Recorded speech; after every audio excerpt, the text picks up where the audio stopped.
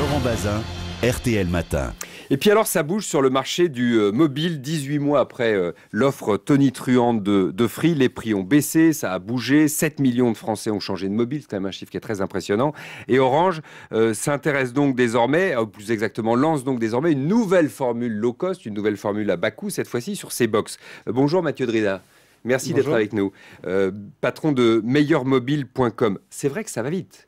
7 millions de Français qui changent d'opérateur en une année, c'est impressionnant. Et absolument, c'est un phénomène qui a eu lieu l'année dernière, qui avait déjà commencé en fin d'année précédente, avec l'arrivée des offres low cost et surtout du sans engagement qui permet de changer quand on veut de forfait de téléphonie mobile. Qu'est-ce que propose Orange de nouveau?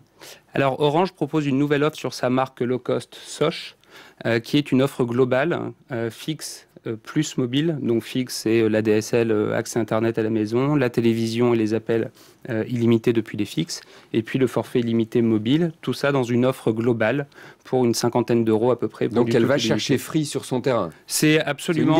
Oui, c'est le même modèle que Free sur son offre globale box plus mobile, où pour le même opérateur, vous avez accès à tous vos services télécoms. Globalement, on doit dire que l'arrivée de Free sur le marché a totalement révolutionné la façon dont nous consommons. Alors ça a eu un vrai impact sur les prix, donc c'est très intéressant pour les consommateurs puisque les prix des télécoms ont baissé, et on a vu effectivement l'avènement du tout illimité, qui avait encore une fois déjà commencé avant l'arrivée de Free, mais l'arrivée de Free a vraiment accéléré ce mouvement du tout illimité. Donc il y a vraiment eu une baisse de prix, ça c'est clair. Ah, ça c'est évident. Ça c'est très clair. Est-ce que ça veut dire meilleure qualité ? Est-ce que par exemple on vous donne aussi des hausses de débit, ou du coup on investit moins sur ce qui est technologique parce qu'on est concentré sur la bagarre commerciale quand on est un opérateur? Non, l'année dernière c'était vraiment une guerre des prix. Cette année on est plus dans une guerre de service et de qualité de service, puisqu'il y a effectivement l'arrivée de la 4G qui fait que vous avez un meilleur débit pour votre mobile. Donc la qualité des réseaux n'a pas baissé.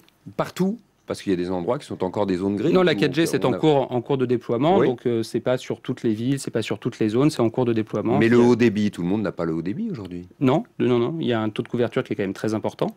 Effectivement, quand on choisit une offre, il faut bien faire attention à son lieu d'habitation, que ce soit pour l'ADSL à la maison ou pour le mobile. Les zones de couverture ne sont pas les mêmes en fonction des opérateurs. La meilleure offre aujourd'hui?